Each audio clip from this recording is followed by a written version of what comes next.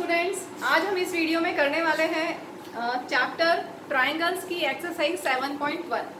उससे पहले थोड़ा सा इंट्रोडक्शन मैं आपको दे देती हूँ और डिटेल में अगर आपको समझना है तो मैंने पूरा इंट्रोडक्शन जो 5 कॉन्ग्रुएंस रूल्स है वो पूरा मैंने बनाया हुआ है, जिसमें आपको सारे एस सारे rules SSS, SAS, ASA, AAS और RHS सारे कॉन्ग्रुएंस रूल को बहुत डिटेल में मैंने इससे पहले वाले वीडियो में एक्सप्लेन किया है। आप चाहें तो देख सकते हैं, डालेंगे शिल्पा चौधरी और introduction to congruency of triangles, तो आपको मिल जाएगा। वो अप्रॉक्सीमेटली 30 मिनट्स का वीडियो है और उसमें बहुत डिटेल में मैंने एक्सप्लेन किया है कि कैसे ट्राइंगल्स कॉन्ग्रुएंट होते हैं और क्या क्या कंडीशंस यूज़ करनी होती है। ठीक है, तो आज हम उसी के आगे कंटिन्यू करते हुए एक्सरसाइज 7.1 करेंगे। 7.1 स्टार्ट करने से पहले थोड़ी सी और कुछ चीज़ें मैं बताना चाहूँगी, जिससे हमारा एक्सरसाइज करना बहुत ईजी हो जाएगा। तो एक्सरसाइज 7.1 के क्वेश्चन स्टार्ट करने से पहले थोड़ा सा समझ लो। सपोज हमारे पास दो ट्राइंगल्स हैं ABC, DEF, और अगर आपको गिवन है AB equal to DE, BC equal to EF, angle B equal to angle E। Suppose ये फिगर में आपको गिवन है, क्वेश्चन में गिवन है, ये फिगर गिवन है और क्वेश्चन में जो डेटा मैंने अभी बोला वो गिवन है। क्या दो साइड्स इक्वल है, AB equal to DE, BC equal to EF और इंक्लूडेड एंगल भी इक्वल है। अभी आप पहले बता सकते हैं ये ट्राइंगल्स कॉन्ग्रुएंट कौन से रूल से होंगे? यस, बता सकते हैं कौन से रूल से होंगे? SAS, साइड एंगल साइड से, triangle ABC is congruent to triangle DEF। ठीक है, बाय अच्छा एक चीज और, ट्राइंगल्स को कॉन्ग्रुएंट करना है हमें तो कैसे करते हैं? सपोज आपके पास गिवन क्या है इस क्वेश्चन में, क्वेश्चन मैंने अपनी तरफ से लिया है।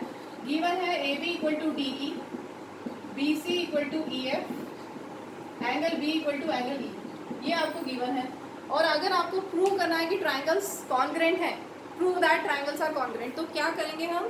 ट्राइंगल्स को कॉन्ग्रुएंट करने के लिए दोनों ट्राइंगल्स के नेम देंगे, एक ट्राइंगल दिस एंड दिस, फिर जो तीन कंडीशंस होंगी वो लिखेंगे। अभी हमारे पास तीन कंडीशंस क्या है? AB equal to DE, BC equal to EF and angle B equal to angle E। ठीक है, देयरफॉर ट्राइंगल ABC ये गिवन है सब, मैंने जो क्वेश्चन लिया है उसमें ये सब गिवन है। ठीक है, therefore triangle this is congruent to triangle this by कौन सा रूल हुआ? Side angle side, by SAS congruence rule. ठीक है, तो जब भी ट्राइंगल्स को कॉन्ग्रुएंट करना है तो ये बेसिक फॉर्मेट है, इसको याद रखना है। इन ट्राइंगल दिस एंड दिस, दो ट्राइंगल्स के नेम, फिर तीन कंडीशंस रीजन के साथ, तीनों कंडीशन में रीजन देना है कि क्यों इक्वल है। उसके बाद triangle this is congruent to triangle this by this congruence rule. तो ये बेसिक फॉर्मेट है, जब भी ट्राइंगल्स कॉन्ग्रुएंट करने हो तो ये ध्यान रखेंगे। क्या? In triangle this and this name तीन कंडीशन जिससे वो इक्वल है रीजन के साथ, फिर triangle this is congruent to this by कौन सा रूल। क्लियर? अब यहाँ ध्यान से देखो, जब भी हम ट्राइंगल की बात करते हैं तो 6 डेटा हमारे पास होना चाहिए। क्या? 3 साइड्स एंड 3 वर्टिसेस। ठीक है, तो यहाँ पर 3 साइड में से 2 साइड इक्वल है, 3 साइड में से 2 साइड इक्वल है, तो बची हुई साइड भी इक्वल होगी अगर ट्राइंगल्स कॉन्ग्रुएंट है तो ट्राइंगल्स अगर कॉन्ग्रुएंट है तो बची हुई साइड कौन सी हुई? AC और DF।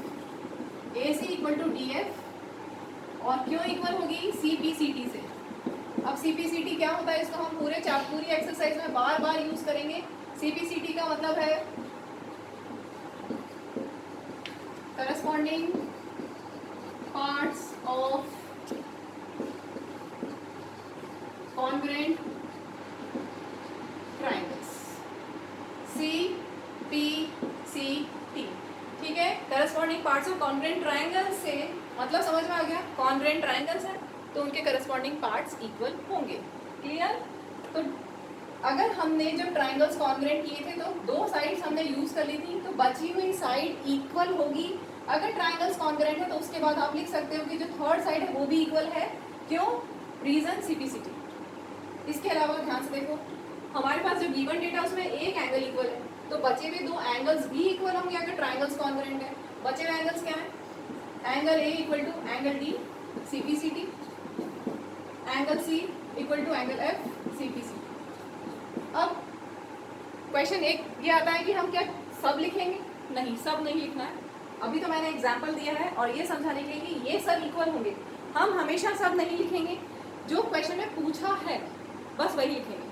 सपोज आपको अभी करोगे तो समझ में आ ही जाएगा, हम एक्सरसाइज करेंगे तो सारे नहीं लिखने हैं।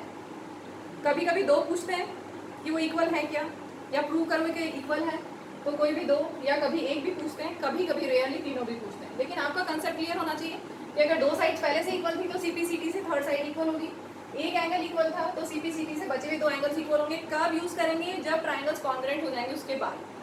ट्राइंगल्स कॉन्ग्रुएंट होने के बाद हम इसको यूज कर सकते हैं। ठीक है, क्लियर है? अब हम एक्सरसाइज स्टार्ट कर सकते हैं। इसको आप लोग लिख लीजिए। चलिए, अब मुझे लगता है कि आपको क्लियर हो गया कैसे करना है, तो हम एक्सरसाइज स्टार्ट कर सकते हैं। First question, exercise 7.1, question number 1। आपको गिवन है क्वाड्रिलेटरल ACBD और साथ में गिवन है AC equal to AD, side AC equal to side AD और AB bisects angle A। Means ये जो AB साइड है ये एंगल A को बाइसेक्ट कर रही है। Means this angle equal to this angle. ठीक है, AB बाइसेक्ट्स एंगल A का मतलब क्या हो गया? ये एंगल और ये एंगल इक्वल है। ठीक है, क्लियर? अब आपको शो करना है, show that this triangle ABC मतलब ऊपर वाला ट्राइंगल, ABD मींस नीचे वाला ट्राइंगल कॉन्ग्रुएंट है, ये हमें शो करना है। एंड आगे पूछा है what can you say about BC and BD। तो चलिए स्टार्ट करते हैं इसमें, क्योंकि डायरेक्टली हो जाएगा ये, तो हम डायरेक्ट स्टार्ट कर रहे हैं इन ट्राइंगल दिस एंड दिस। जो भी हमें प्रूव करना है उनका नेम देंगे। अब इन ट्राइंगल्स पे देखो, हमें 3 कंडीशंस ढूंढनी है ताकि हम इनमें से कोई रूल यूज कर सकें। इन पांचों रूल्स में से कोई एक रूल हमें यूज करना है। तो 3 कंडीशन क्या क्या है, गिवन में फिगर में होगा या यहाँ पर लिखा होगा, इसको हम देखते हैं। क्या गिवन है? AC equal to AD। तो ABC ट्राइंगल में AC, ये ध्यान रखना जो पहले ट्राइंगल लिखा है उसकी साइड पहले लिखेंगे। कुछ बच्चे ऐसा कर देते हैं कि बाद वाले ट्राइंगल का साइड पहले लिख देते हैं, ऐसा नहीं। पहले जो ट्राइंगल है उसकी साइड पहले, बाद वाले ट्राइंगल की साइड बाद में। ठीक है, तो ABC में AC और ABD में AD इक्वल है, गिवन है ये तो। ठीक है, AC equal to AD given है। ऊपर वाला ट्राइंगल और नीचे वाला ट्राइंगल को कॉन्ग्रुएंट करना है। AC इक्वल टू AD हमारे पास है। अब आगे देखो क्या दिया हुआ, AB बाइसेक्ट्स एंगल है, इसका मतलब ये एंगल और ये एंगल इक्वल। ठीक है, तो हम इसको नेम दे सकते हैं। ये वाला एंगल क्या नेम देंगे? CAB। ठीक है, ये एंगल क्या है? CAB। तो एंगल CAB इक्वल टू ये एंगल क्या हुआ? DAB, एंगल DAB, ये भी गिवन है। और क्या है? थर्ड कंडीशन ढूंढनी है हमें। थर्ड कंडीशन क्या है जिससे ट्राइंगल्स कॉन्ग्रुएंट कर सकें? गिवन में तो 2 ही कंडीशन है। थर्ड कंडीशन ध्यान से देखो, ध्यान से, दोनों ट्राइंगल्स में कॉमन साइड है। ऊपर वाले ट्राइंगल में भी AB है, नीचे वाले ट्राइंगल में भी AB है, तो AB साइड दोनों में है। Means AB equal to AB, this is common. ठीक है, तो 3 कंडीशन मिल गई हमें। So triangle ABC is congruent to triangle ABD by कौन सा कॉन्ग्रुएंस रूल? आप सोचते हैं हमने जो लिखा है वो इनमें से कौन सा होगा? 2 साइड है और एक एंगल है, तो 2 साइड और एक एंगल तो सिर्फ इसी में ही है। इसमें भी हो सकता है लेकिन राइट एंगल बनना चाहिए। राइट एंगल तो है नहीं, तो RHS तो हटा दो। अब इसमें से 2 साइड और एक एंगल है, मीन्स SAS की पॉसिबिलिटी है। तो चेक करेंगे, कभी कभी ऐसा होता है कि जो गिवन है वो उसमें साइड एंगल साइड तो है लेकिन वो एंगल इंक्लूडेड नहीं है। कभी कभी ऐसा भी होता है। ध्यान रखना, angle should be included, this angle should be included between 2 sides. तो यहाँ चेक करते हैं वो जो एंगल हमारा है वो इंक्लूडेड है क्या। हमारी साइड है एक AC, एक एंगल और एक ये साइड है ना। एक ट्राइंगल को देख लो, किसी को भी, AC फिर ये एंगल और फिर AB, तो साइड एंगल साइड। क्लियर? तो these triangles are congruent by SAS congruence rule. Clear हो गया? 2 साइड और एक एंगल और एंगल इंक्लूडेड है, ये तो हो गया। अब पूछा है what can you say about BC and BD। BC ये वाली साइड और BD वाली साइड, क्या होगा इसके बारे में क्या कह सकते हो? They are equal. ऊपर वाले ट्राइंगल के साइड BC, नीचे वाले ट्राइंगल की side BD, they are equal by CPCT। यहाँ पर सिर्फ एक ही का काम है CPCT में। वैसे तो बचे हुए तीनों करस्पॉन्डिंग पार्ट्स इक्वल होंगे CPCT से, लेकिन यहाँ पर सिर्फ BC और BD के बारे में पूछा है, तो वो लिख दिया हमने कि क्वेश्चन में पूछा है ना what can you say about BC and BD, they are equal by CPCT। Clear? तो ये क्वेश्चन 1 पूरा हो गया अपना। Moving to next part, next question, question 2। ABCD is a quadrilateral in which AD equal to BC, angle DAB equal to angle CBA, और आपको कुछ prove करना है, फिगर गिवन है। देखो आपको ट्राइंगल ABD ट्राइंगल, और अब यहाँ पे बहुत ध्यान से देखना पड़ेगा। ट्राइंगल ABD, एक तो ये ट्राइंगल है और दूसरा है BAC,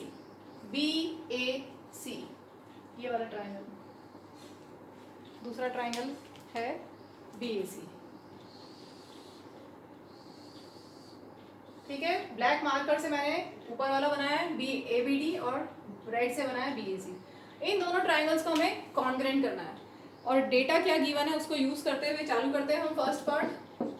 in triangle ABD and triangle BAC ढूंढो और बताओ क्या क्या इक्वल है, जो गिवन है उसको यूज करना है। ABD में AD साइड, ठीक है, किसके इक्वल दी हुई है क्वेश्चन में? BC के इक्वल। BAC में BC के इक्वल, ये दिया हुआ है, ऐसा बना हुआ है।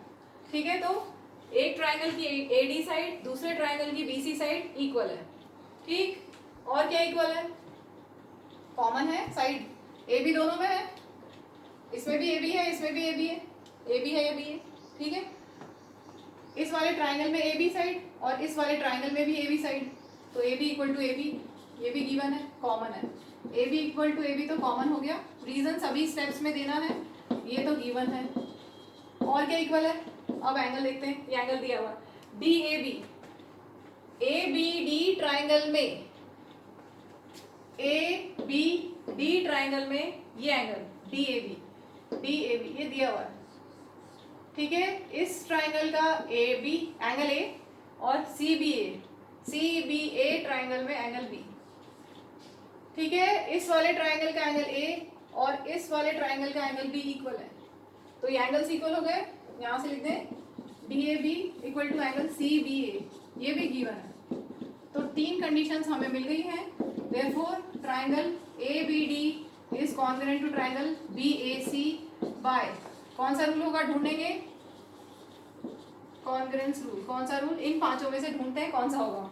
दो साइडें और एक एंगल, तो अगर अब फिर से वही आ गया, दो साइडें हैं और एक एंगल है, मींस ऐसे एस की ही पॉसिबिलिटी है, तो ऐसे एस चेक करते हैं। कभी कभी जरूर, हमेशा ऐसा नहीं कि ऐसे ऐसे हो जाए, कभी कभी हमें कुछ और ढूंढना पड़ता है, हमने जो लिखा है उससे नहीं हो रहा हो तो हमें कुछ और भी ढूंढना पड़ता है गिवन डेटा से या फिगर से, लेकिन यहाँ पर शायद मिल जाएगा, देखते हैं।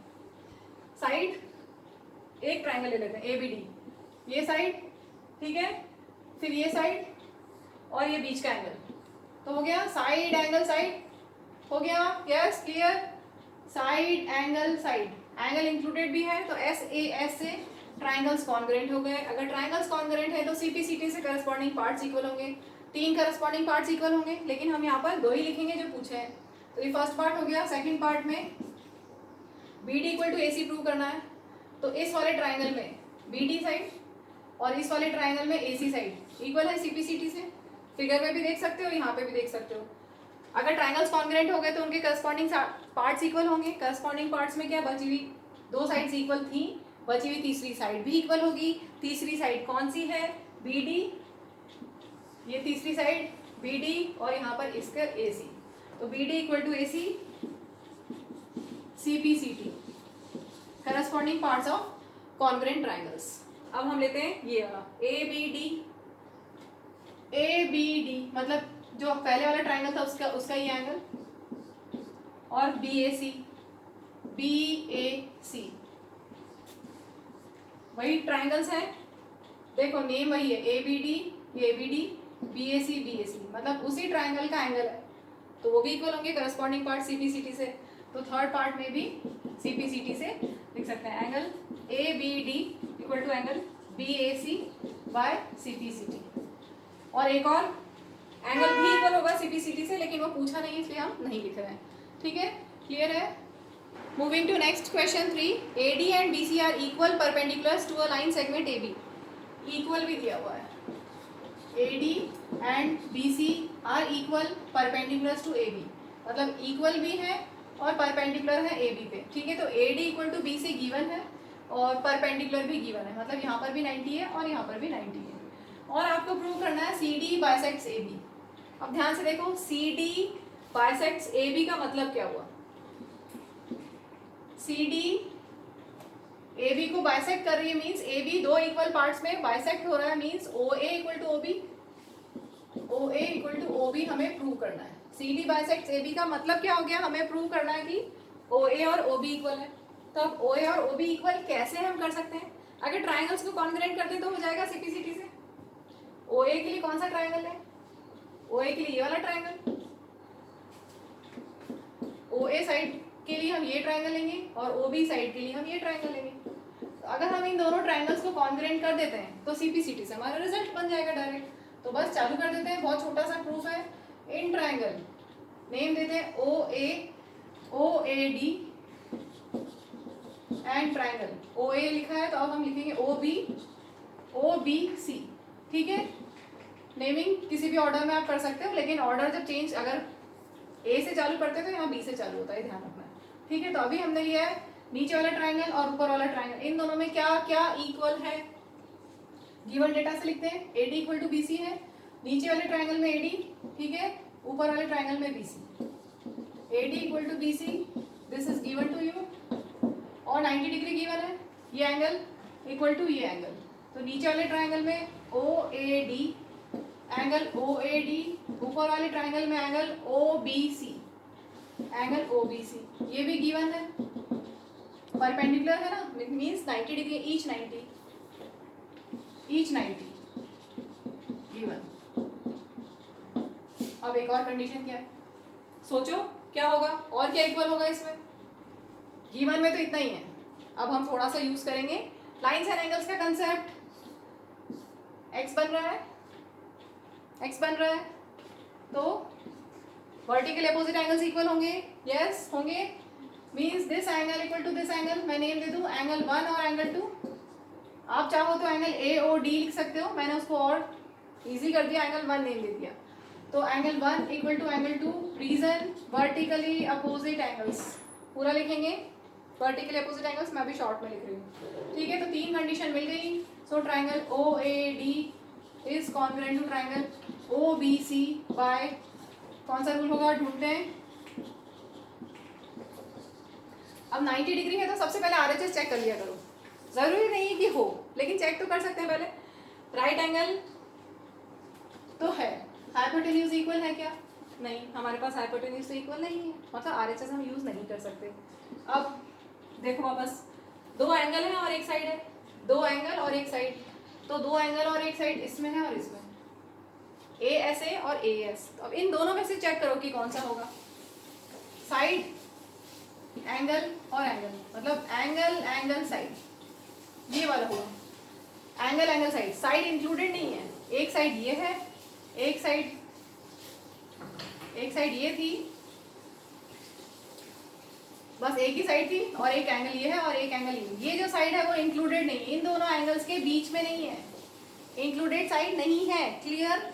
इसलिए हम ASA नहीं यूज कर सकते, एंगल साइड, तो AAS हम यूज करेंगे। ट्राइंगल्स कॉन्ग्रुएंट हो गए, तो CPCT से करस्पॉन्डिंग पार्ट्स ये वाला और ये वाला इक्वल हो गया, OA equal to OB CPCT, और क्योंकि OA इक्वल टू OB हो गया, that means CD bisects AB। ये हो गया proof complete, question 3। Moving to next part, fourth question. L and M are two parallel lines intersected by another pair of parallel lines P and Q. Show that triangle ABC is congruent to triangle CDA.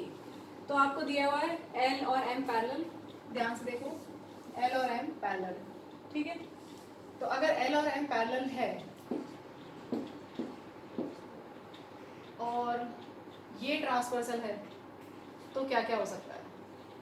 This angle equal to this angle हो सकता है, लेकिन उससे अभी यहाँ पर काम नहीं बनेगा। और क्या हो सकता है? ये एंगल इक्वल टू ये एंगल हो सकता है, ठीक है, हो सकता है। अब इससे काम बनेगा कि नहीं बनेगा, ये हमें सोचना पड़ेगा। हमारे पास L और M पैरेलल है, P और Q पैरेलल है, और आपको प्रूव करना है ABC ट्राइंगल और CDA ट्राइंगल कॉन्ग्रुएंट है। तो इन दोनों ट्राइंगल्स को कॉन्ग्रुएंट करने के लिए हमें तीन कंडीशंस ढूंढनी है। L ये पैरेलल लाइंस से ही ढूंढनी है। पैरेलल लाइंस में क्या कंसेप्ट होता है, अगर दो लाइंस पैरेलल है और ये ट्रांसवर्सल है तो ऑल्टरनेट इंटीरियर एंगल्स इक्वल होते हैं। ठीक है, याद आ गया सबको, पहले पढ़ा हुआ है। ऐसे ही हमारे पास ये लाइन और ये लाइन भी पैरेलल है, पी और क्यू पैरेलल है। ठीक है, पी और क्यू पैरेलल है और ये ऐसा फिगर है। मैं फिर से बना रही हूँ एक बार, ठीक है, थोड़ा सा चपटा हो गया, चलेगा। इसमें ध्यान से देखोगे तो ये एंगल इक्वल टू ये एंगल है, दिख रहा है, एंगल इक्वल दिस एंगल, क्योंकि हमें ये ट्रायंगल लेना है और एक ये ट्रायंगल लेना है। क्या, ए बी सी ट्रायंगल लेना है और सी डी ए ट्रायंगल लेना है। तो इस वाले ट्रायंगल में ये एंगल और इस वाले ट्रायंगल में ये एंगल इक्वल है। तो अब यहाँ पर कौन सी पैरेलल लाइन यूज करेंगे, कौन सा pair of parallel line use करेंगे, ये ध्यान से देखो, बहुत ध्यान से देखो। यहाँ पर दिख रहा है Z, अगर ऐसे झांक के देखेंगे तो ये Z दिख रहा है। जब भी Z बनता है तो ये ऑल्टरनेट इंटीरियर एंगल्स इक्वल होते हैं, तो ये हम यूज करेंगे। तो अब यहाँ पर Z बन रहा है, इसका मतलब ये ट्रांसवर्सल और ये लाइंस पैरेलल। ठीक है, तो ये लाइंस कौन कौन सी, P एंड Q। तो P एंड Q अगर पैरेलल है, पहले हम यहाँ पे स्टार्टिंग में लिख देते हैं, since P is parallel to Q and transversal कौन सी है, ये वाली AC transversal, AC is transversal,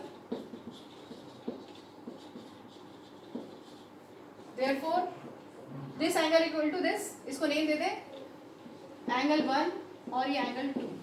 therefore angle 1 equal to angle 2, reason alternate interior angles। Clear हो गया, यहाँ पर Z बनता हुआ दिखाई दे रहा है। ठीक है, तो ये और ये alternate interior angles इक्वल हो गए। ठीक है, अब और क्या इक्वल है, सोचो, ध्यान से देखो फिगर को। इस फिगर में ये एंगल और ये एंगल भी इक्वल होंगे।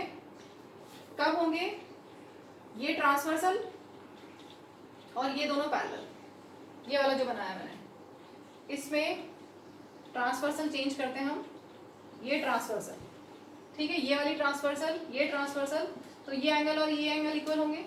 नेम दे देते हैं एंगल 3 और एंगल 4। यहाँ पर मैं दे रही हूँ एंगल 3 और यहाँ पर एंगल 4। तो ध्यान से देखो क्या क्या पैरेलल है, यहाँ पर L और M पैरेलल हमने लिया है, since L is parallel to M, और ट्रांसवर्सल कौन सी, ये वाली, L is parallel to M and AC is transversal, AC is transversal.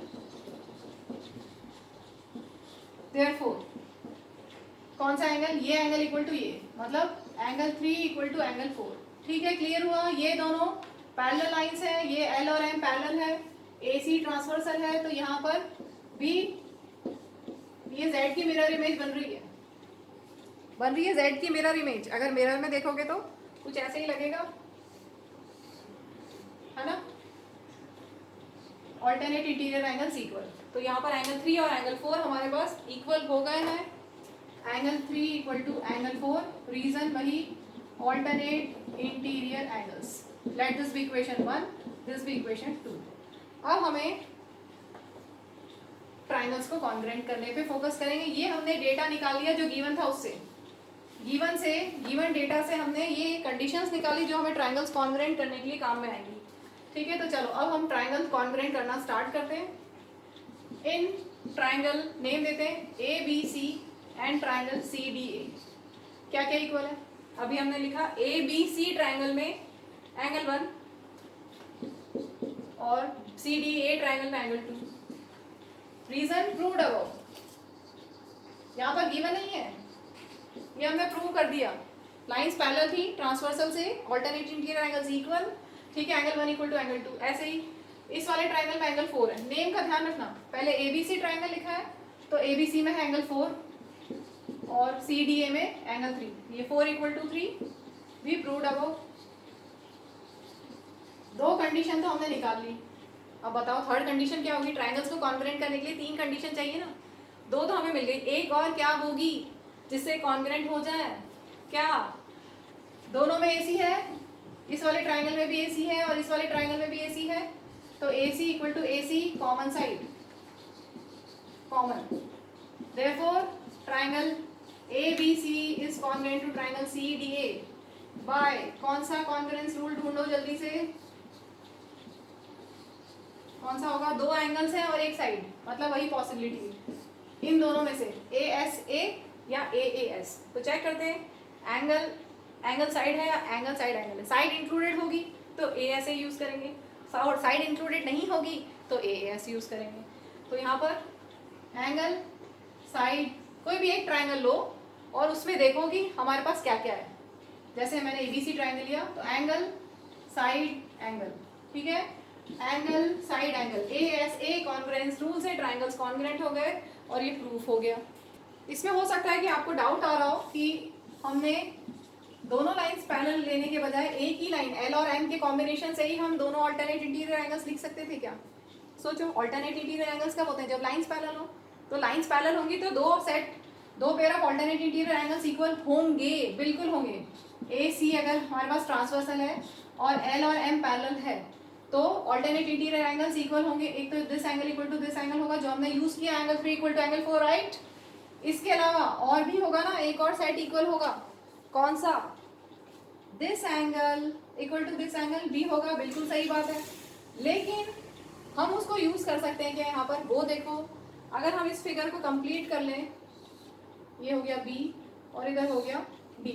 अगर फिगर को कंप्लीट करते हैं तो हम जो यूज करना चाहते हैं ये वाला, क्या हमारे ट्रायंगल में आता है? ये हमारा तो ट्रायंगल ये है ABC, लेकिन हम अगर इसको यूज करना चाहें तो ये वाला एंगल तो बाहर जा रहा है ना, पूरा एंगल नहीं। हम जो ले रहे हैं उसमें सिर्फ एंगल का एक पार्ट है, ठीक है। अगर अल्टरनेट इंटीरियर एंगल्स यूज करते तो हम दिस इक्वल टू दिस बोलते, लेकिन यहाँ पर हमें सिर्फ ये एंगल से काम है, इस एंगल से काम नहीं, इसलिए हम इस वाले को यूज नहीं करेंगे। इक्वल तो है वो, लेकिन हमें यहाँ यूज नहीं करना पड़ेगा। उसके बिना हम उसको यूज नहीं कर सकते हैं, उसको हम यूज नहीं कर सकते क्योंकि हमारे ट्रायंगल में नहीं आता वो बाहर का भी पार्ट है, ठीक है। तो हम ये जब L और M पैरेलल लिया तो हम सिर्फ ये वाला यूज कर पाएंगे, ये वाला यूज कर पाएंगे, और P एंड Q से दूसरा वाला अल्टरनेट इंटीरियर एंगल्स यूज कर पाएंगे, और फिर दो एंगल्स मिल जाएंगे और एक साइड हो जाएगी, ठीक है। मैं इस क्वेश्चन के बाद यहीं पे वीडियो एंड कर रही हूँ क्योंकि मुझे लग रहा है कि वीडियो ज़्यादा लंबा हो जाएगा। अभी 4 क्वेश्चन हमारे हो गए हैं, बचे हुए 4 क्वेश्चन मैं पार्ट 2 करके बना दूंगी, ठीक है। तो पढ़ाई करते रहिए, ठीक है। तो एक्सरसाइज 7.1 के क्वेश्चन 1, 2, 3, 4 आज हो गए हैं, बचे हुए क्वेश्चन हम नेक्स्ट वीडियो में करेंगे। बाय।